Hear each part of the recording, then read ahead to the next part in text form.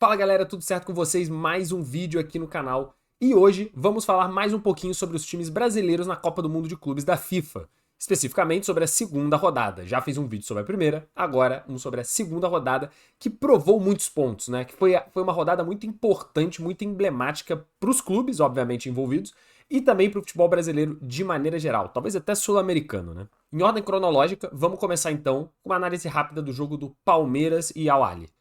Cara, esse jogo foi um jogo interessante, porque se você parar pra ver a questão do domínio do jogo, o Palmeiras, ele controlou o jogo de uma forma muito Palmeiras, que é muito particular dos times brasileiros. Principalmente os que estão jogando, talvez, esse Mundial de Clubes, porque o Palmeiras ele não se preocupa em ter a bola. Ele não se preocupa em controlar o jogo com a posse, com passes, com muito acúmulo de jogadas e finalizações. Essa não é a preocupação do Palmeiras, e nunca foi, nem mesmo no futebol brasileiro.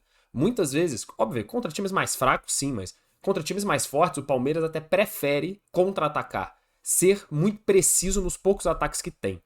E nesse jogo contra o Al Ahly, não é que foi isso, mas se você for ver as estatísticas, o Al Ahly teve 65% de posse de bola, contra 35% do Palmeiras. E teve mais passes completados, mais passes certos, também um pouco mais de passe errado. Teve um número de finalizações parelha, mas o Palmeiras finalizou mais, mas no gol foi 2-2.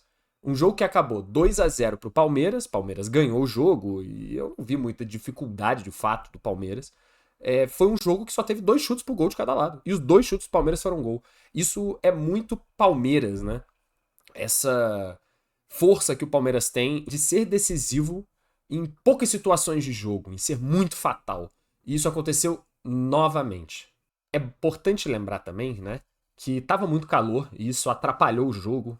Digamos que principalmente o primeiro tempo foi muito afetado. E o segundo tempo teve uma interrupção muito grande, né? Eu não sei quem viu, quem não viu, mas enfim, durante ali o segundo tempo, no inicinho, acho que foi aos 10, 15 minutos do segundo tempo, teve uma paralisação por causa de alerta de tempestade, que vem acontecendo bastante nos Estados Unidos, né? Principalmente nessa época do ano, é uma coisa relativamente comum de se acontecer lá. Então o jogo foi paralisado e voltou coisa de, cara, quase 50 minutos, quase uma hora depois. E isso muda muito a dinâmica. Os times têm que refazer aquecimento, voltam mais descansados, querendo ou não, porque estão há uma hora, né, no vestiário, em um contexto muito mais agradável do que no sol.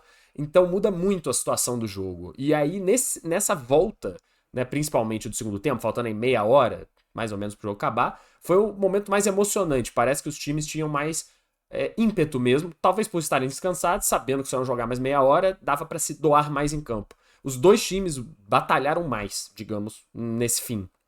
E aí foi quando aconteceram os gols do Palmeiras, né? Teve o gol contra, que foi o primeiro gol, foi um gol contra, acho que foi um cruzamento na área, se não me engano, e o cara desviou contra o próprio gol. E depois teve o gol do Flaco Lopes, que matou o jogo, digamos assim. Então foi um jogo pegado, foi um jogo bastante disputado, mas que o Palmeiras em nenhum momento sofreu de verdade e você fala, meu Deus, vai dar problema aqui. Enfim, vitória com cara de Palmeiras e uma vitória muito importante, porque o empate com o Porto na primeira rodada, obviamente, foi crucial para o desenvolvimento desse grupo, só que esse segundo jogo não era tão simples. O Al Ahly é um time perigoso, é um time relativamente forte quando você fala do cenário global de futebol. E o Palmeiras conseguiu vencer certa tranquilidade. Chegou a 4 pontos e meio que encaminhou a classificação. Não está garantida a classificação do Palmeiras ainda, né? Nesse momento que eu tô gravando o vídeo. Por quê? Porque o Palmeiras chegou a 4 pontos e ficou empatado com o Inter Miami, que venceu o Porto. Pois é, venceu o Porto com um golaço de falta do Messi, por sinal, que também está com 4 pontos. Só que o Palmeiras tem uma vantagem no saldo de gols. E na última rodada, que é no dia que esse vídeo subir, no dia 23, segunda-feira, vai enfrentar o Inter Miami. Então eu considero o Inter Miami um time muito mais fraco e despreparado para jogar contra um time como o Palmeiras, né, que vai conseguir amarrar o jogo da forma que bem entender e anular o Messi. Eu imagino isso. E dessa forma vai acabar ganhando e passando em primeiro no grupo. E a disputa de segundo lugar vai ficar entre Porto e Inter Miami. Ou o Al Ahly, né? Até o Al Ahly pode ganhar do Porto, já que o Inter Miami ganhou. Esse segundo lugar ficou bem aberto. Vamos ver o que vai acontecer. Indo para o segundo jogo que tivemos aí de times brasileiros na segunda rodada, foi o jogo entre PSG e Botafogo, em que o Botafogo conseguiu a primeira vitória absolutamente monumental de um time brasileiro nessa Copa do Mundo de Clubes, quando vence por 1-0 o PSG. E foi um cenário diferente do jogo do Palmeiras, tipo, muito diferente, né? O Botafogo não era o time favorito para vencer o jogo. Ele não tinha a pretensão de ter a bola, de ter domínio do jogo. E foi assim que foi feito. O PSG passou 750 bolas, aproximadamente, e o Botafogo 260. Cara, foi domínio, assim, quase que completo do controle do jogo pelo PSG. Uma posse de bola de 65%, né? Mais finalizações, foram 14 finalizações do PSG contra só 4 finalizações do Botafogo. Só 4 finalizações. Só que tem um detalhe muito importante. As 4 do Botafogo foram todas no gol. E das 14 do PSG, só 2 foram no gol. Então o Botafogo teve 10 finalizações a menos e 2 a mais no gol. É um negócio impressionante. Você vê a ineficiência do PSG nesse jogo. E foi muito legal de ver porque, por um lado, o Botafogo foi fatal no contra-ataque com o Igor Jesus. É bem verdade que a finalização desvia no zagueiro e por isso mata o Donnarumma. Eu não sei se seria gol do Botafogo se a bola não desviasse. Eu acho que o Donnarumma ia acabar pegando. Mas independentemente disso, é mérito total do Botafogo, que soube ferir o PSG e controlar o resto defendendo. O goleiro John fez alguns milagres, teve pelo menos uns dois lances assim milagrosos. E outras boas defesas e bons lances defensivos. Mas essa era a proposta do Botafogo. O Botafogo nunca entrou em campo para dominar o PSG. Até porque o PSG é o campeão da Champions, né? E supostamente, teoricamente, o melhor time dessa competição. A ideia do Botafogo era se defender, tudo que podia. Era muito desgaste físico, cara. O time não parava de marcar, de correr, de batalhar, e isso foi recompensado no final. É um resultado, assim, histórico pro Botafogo e pro futebol brasileiro. Foi uma vitória contra um time campeão, então, se você parar pra pensar, né? É como se a gente tivesse ganhado a final do Intercontinental, o Mundial de todo ano, né? Que a gente pega o melhor time da Europa, que seria esse PSG. E isso não acontece há muito tempo, essa vitória no time brasileiro. E meio que virtualmente aconteceu. Óbvio, não no Intercontinental, num outro contexto, mas ainda assim, cara, é um resultado muito grande, muito importante, e que o Botafogo teve uma eficiência brilhante, tática e individual para conseguir matar o jogo e vencer. E tem uma importância muito grande para o desenvolvimento do grupo do Botafogo, né? Porque o que acontece? O Atlético de Madrid venceu o Seattle Sounders, o que era previsto. O Seattle Sounders deve perder de todo mundo. E o Botafogo, vencendo do PSG, chegou a 6 pontos. O Atlético de Madrid ficou com 3. O PSG ficou com 3. E o Seattle Sounders zerado, né? Então a última rodada, que é entre o Botafogo e o Atlético de Madrid, é um cenário muito importante. Porque o Botafogo meio que já tá classificado. Só se ele perder, se eu não me engano, porque tem uma questão de saldo de gol e tudo mais, de 3 gols ou mais de diferença, e obviamente o PSG ganhar, né? Que o Botafogo é eliminado. O Botafogo empatando ou vencendo o Atlético de Madrid passa em primeiro. Se perder o jogo por qualquer placar, por qualquer placar não. Se perder o jogo por 2 gols ou menos, né? E o PSG obviamente vencendo o Seattle Sounders, passa em segundo do grupo. Um cenário muito bom para um time que no início desse campeonato mundial tava numa situação muito difícil, né? Porque, putz, tem PSG e o Atlético de Madrid, é muito azar, é o famoso grupo da morte. Não era esperado que o Botafogo passasse nesse grupo, né? Todo mundo que era racional no início da competição falava, pô, vai ser difícil, quase que um milagre. E acabou que não é nem tão milagre assim, cara. O Botafogo performou muito bem contra o PSG e eu tenho certeza que vai também performar bem contra o Atlético de Madrid. E talvez o pior jogo tenha sido contra o Seattle Sounders, né? Vamos ver o que vai acontecer com o Atlético de Madrid. Quando esse vídeo estiver subindo, eu acho que já rolou o jogo, tá? Então eu posso estar aqui falando, né, coisas já marcadas pelo futuro, que quando você estiver vendo esse vídeo já é o passado. Então pode mudar um pouco o cenário, mas de qualquer forma, eu acho que o PSG vai acabar passando em primeiro, porque o Botafogo eu acho que o Botafogo perde para o Atlético de Madrid, até porque o Atlético precisa ganhar de muitos gols, vai martelar. Eu diria que o Botafogo deve passar em segundo, mas assim, é muito, muito importante, muito interessante e, cara, marcante para o futebol brasileiro essa vitória contra o PSG. Indo para o terceiro jogo dessa segunda rodada, Flamengo e Chelsea. Cronologicamente, a segunda grande porrada que um time brasileiro deu num europeu nesse campeonato. Espero que tenham mais ainda. E foi de um jeito, de novo, muito diferente dos dois anteriores, né? Principalmente considerando a vitória do Botafogo contra o PSG, porque a gente tá falando de 2 vitórias contra times europeus fortes. Foi um jeito muito diferente que o Flamengo ganhou do Chelsea. Foi 3-1 no fim das contas, o Flamengo venceu. E, cara, no fundo, o Flamengo teve muito mais controle do jogo do que o Chelsea. Os números mostram que ficou meio pau a pau, né? A média geral de posse de bola ficou meio 50-50. O número de passes foi muito parelho, tipo, foram praticamente 430, 50 passes para cada lado. E o número de finalizações também, foram 14 do Flamengo e 10 do Chelsea. A diferença, de novo, 9 finalizações do Flamengo no gol contra 4 do Chelsea. O que mostra mais um volume que se converteu em algo. E isso está sendo um fator dos times europeus, principalmente os mais fortes nesse campeonato, né? Parece que eles estão, não numa marcha lenta, mas não estão muito eficientes, cara. O que normalmente caracteriza o futebol europeu, que é uma eficiência, você fala, putz, o típico golzinho de Bundesliga que você vê nos melhores momentos, chute de fora da área que entra no cantinho, um gol que você fala, cara, eu nunca vejo esse gol no Campeonato Brasileiro, como é que pode? A gente tá vendo isso acontecer com os times na Copa do Mundo, né? Eles não estão conseguindo ser eficientes em lances pontuais, a não ser um ou outro do Real Madrid, do Manchester City, do Bayern de Munique. Tá difícil para eles jogarem. E de novo a gente viu isso do Chelsea. Foi um jogo marcado pelo erro do Wesley no primeiro tempo, que entregou o gol do Chelsea. Então, na verdade, o que a gente esperava que fosse o cenário do time brasileiro, tipo, como ganhar do Chelsea? Com gol cagado e muito milagre de defesa. Na verdade, foi o oposto. O Chelsea fez um gol cagado, porque o Wesley perdeu a bola como último homem, e aí o Pedro Neto sai cara a cara com o goleiro, consegue fazer um bom avanço, ele tem velocidade, finaliza bem, e o Chelsea abre o placar aos 15, 20 minutos do primeiro tempo, que teoricamente condicionaria todo o jogo. Né? Putz, o time brasileiro jogando melhor, porque o Flamengo já jogava melhor.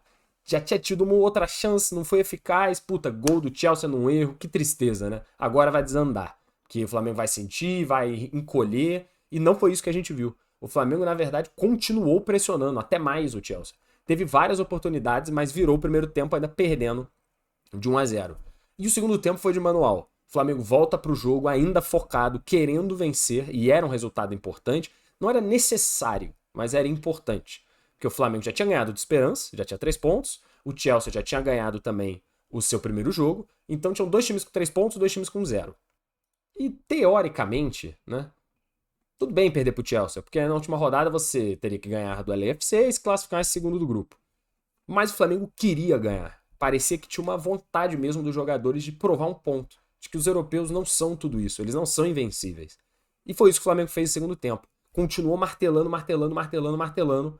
Felipe Luiz fez mexidas que, cara, ele tem algum tipo de estrela também, porque põe o Bruno Henrique em campo, e o Bruno Henrique, na sequência de quando entra, não muito tempo depois, faz o gol de empate, e 5 minutos depois dá assistência pro gol da virada. E no momento da virada, que foi ele perto de uns 70 minutos, né? Então, se você for considerar mais ou menos na metade do segundo tempo, né? Não parecia mais que o Chelsea poderia reverter a situação. E eles estavam tentando. O Chelsea bateu muito, muita falta, muita agressividade na marcação. E até parece que sentiu um pouco o lado mental do jogo. Não se encontrava em campo e começou a apelar. É uma coisa que se vê raramente de times europeus, né? Principalmente times de ponta, que tem um jogo menos, né, caótico dessa maneira. E o Chelsea se perdeu, cara. Ele tomou o empate, tomou a virada e não se encontrou mais em campo. O Flamengo passou a controlar totalmente as ações do jogo. Parecia que o Chelsea tinha desistido de jogar, ou não conseguia jogar.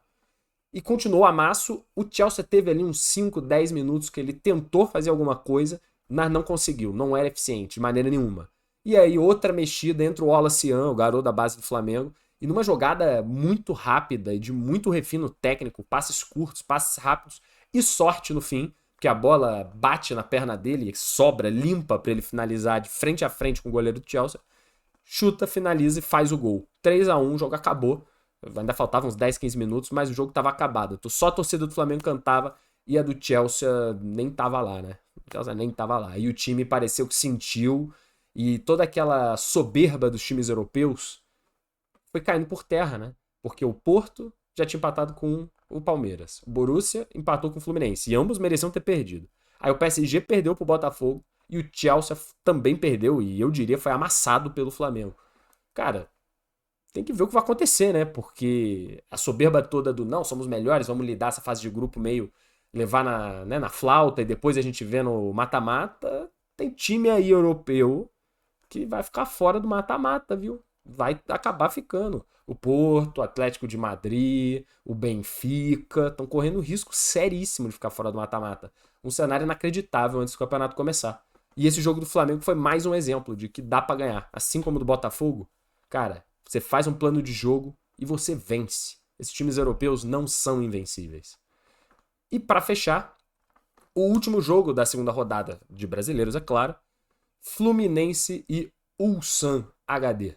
O que talvez fosse o jogo mais fácil dos 4 times, pode ter sido um dos jogos mais complicados de se vencer. Eu diria que o do PSG e do Botafogo também foi um jogo bem difícil, Botafogo, né? Mas esse teve um cenário muito particular, que o Fluminense sai ganhando, perfeito, é esperado, o San HD é um time bem fraco, talvez o terceiro pior time desse campeonato, porque você tem o Auckland City, que é um time literalmente amador, depois o Al Ain, que tá jogando muito, muito mal, que é um time, se eu não me engano, dos Emirados Árabes, muito mal, e depois o San HD, que também faz uma participação bem, bem fraca. Eu falo palavras mais fortes aqui, mas não tem necessidade, né? Coitado também do nosso Ulsan HD, o time da Coreia do Sul, né? E o Fluminense sai ganhando, normal, é o esperado, era que o Fluminense vencesse, depois de empatar com o Borussia, para chegar firme na última rodada contra o Mamelodi Sundowns, que é um time bem mais complicado. Só que aí, eu não sei o que acontece, e isso não é só com o Fluminense, é com o time brasileiro de maneira geral. Existe um... Eu acho que o time se desconcentra, perde assim um pouco a noção do que está acontecendo, e para de jogar. Começa a jogar mal, começa a errar, o jogo fica mais modorrento. É o típico jogo que você vira e fala: Meu Deus do céu, você torcendo pro time, né? Ataca. O que vocês estão fazendo? Parece que desaprenderam a jogar futebol, gente. Ataque vence o jogo. O Fluminense estava pecando, não conseguia, era ineficiente, permitia que o Ulsan criasse oportunidades. O Ulsan fez o gol, empatou o jogo. E aí, no finzinho do primeiro tempo, o Ulsan vira o jogo e cria-se um cenário complicado, né? Porque foi pro intervalo perdendo de 2-1 e tendo que voltar e ganhar. Muita pressão. Tipo, o Fluminense voltou pro segundo tempo extremamente pressionado, sem a menor necessidade. Considerando que o Fluminense tinha controle da partida e tomou a virada. No segundo tempo, o time voltou melhor. O Fluminense voltou mais atento e teve o controle absoluto praticamente do segundo tempo. Foram 670 passes de bola do Fluminense contra só 300 do Ulsan, uma pós de bola de 65% e 23 finalizações do Fluminense contra 9 do Ulsan. 8 no gol contra 3. Teve um volume imenso, principalmente no segundo tempo. O Fluminense tinha muito volume, era muita oportunidade e aí foi mais eficiente. Conseguiu empatar o jogo e aí, sendo bem sincero, né, eu vi todos os jogos. Quando o Fluminense empata a partida, ia virar. O empate foi relativamente cedo, né? Foi aos 15, eu acho, minutos do segundo tempo. E o Sun não ia aguentar. Quanto mais o tempo passava, mais você percebia que o time coreano cansava. Fisicamente, tá muito abaixo do time do Fluminense. Isso aí deixando o jogo cada vez mais com a cara do Flu. Eu só conseguia ver um cenário estranho se o Fluminense chegasse aos 30 do segundo tempo sem abrir o placar, porque aí o nervosismo podia entrar em cena. E aí a gente já viu, né? Todo mundo que torce pro time brasileiro já viu isso acontecer contra times inferiores, seja no Brasileirão ou na Libertadores. Mas como o empate saiu cedo, putz, com mais tranquilidade, o Fluminense controlou o jogo, virou o jogo e depois ainda fez o quarto gol e aí matou completamente o nosso querido Ulsan. Resultado que foi muito importante, por quê, né? Acabou a segunda rodada do grupo do Fluminense com ele na liderança, com 4 pontos, seguido do Borussia com 4 pontos também, Mamelodi com 3 e o Ulsan já eliminado. Por que esse jogo foi importante? Porque agora o Fluminense joga pelo empate, né? O jogo contra o Mamelodi, na minha opinião, vai ser muito difícil, porque é um time físico, é um time rápido, é um time que consegue fazer gols. É um time eficiente no ataque e se defende mais ou menos bem. Vai ser um jogo bem à vera e muito provavelmente, se o Fluminense perder o jogo, ele estará eliminado, mesmo tendo a vantagem no desempate com o Borussia. O Borussia vai ganhar do Ulsan. O Ulsan já é eliminado, é muito fraco, o Borussia vai ganhar e chegar a 7 pontos. Então o Fluminense, ele se empatar fica em segundo, se ganhar fica em primeiro. E se perder tá fora. Talvez seja a situação mais caótica de um time brasileiro na última rodada. Porque o Flamengo já entra classificado na última rodada e em primeiro lugar, por critério de desempate com o Chelsea, por ter vencido o Chelsea. O Palmeiras entra para ganhar do Inter Miami, que é bem fraco, então tá bem tranquilo. O Botafogo tem uma vantagem de até perder por 2 gols e ainda se classificar. E o Fluminense, cara, se perder de 1-0 tá fora. O Fluminense perder de 1-0, na minha opinião, tá fora porque o Borussia vai ganhar. Então talvez seja o cenário mais complicado, de maior pressão, seja o do Flu. Mesmo que até agora ele tenha mostrado competência. Né? Nenhum sinal de que não se classificaria. Mas querendo ou não, talvez seja o cenário mais complicado dos clubes brasileiros. Fazendo aquela passagem rápida, né? Nos grupos que não tem Brasil, só para fechar. Bayern, o Benfica, o Boca Juniors e o Auckland City. O Bayern tá com 6 pontos, o Benfica com 4 e o Boca Juniors com 1. Porém, tem um detalhe. O Boca Juniors pega o time amador e vai vencer, vai chegar a 4 pontos. Benfica e Bayern de Munique, se o Bayern vencer do Benfica, que é o natural, o Boca Juniors pode acabar se classificando, né? O Boca Juniors pode acabar se classificando. Porque eu acho que, por ter sido empatado o jogo, vai para um saldo de gols. E aí o Boca Juniors tem que tirar o saldo né? O Bayern vai fazer alguns gols, Boca Juniors vai fazer outros gols, tem que tirar 7 gols. Pode dar Boca Juniors nesse segundo lugar. Já o grupo E, River Plate e Inter estão com 4 pontos, com o River com a vantagem pelo saldo de gols, e o Monterrey com 2. Outro cenário interessante, porque o Monterrey vai jogar contra o Urawa Reds, que já está eliminado, então deve vencer e chegar a 5 pontos. E aí é um cenário caótico, porque se rolar empate entre River e Inter, vai para um desempate maluco, ou quem ganhar de River e Inter está classificado e quem perder está fora. Grupo muito interessante também, jogos que vão ser pegados. No grupo G, Juventus e Manchester City estão com 6 pontos, o Wydad Casablanca e Al Ain com 0, então já está tudo decidido aqui. Última rodada, Juventus e Manchester City para decidir quem é o líder do grupo.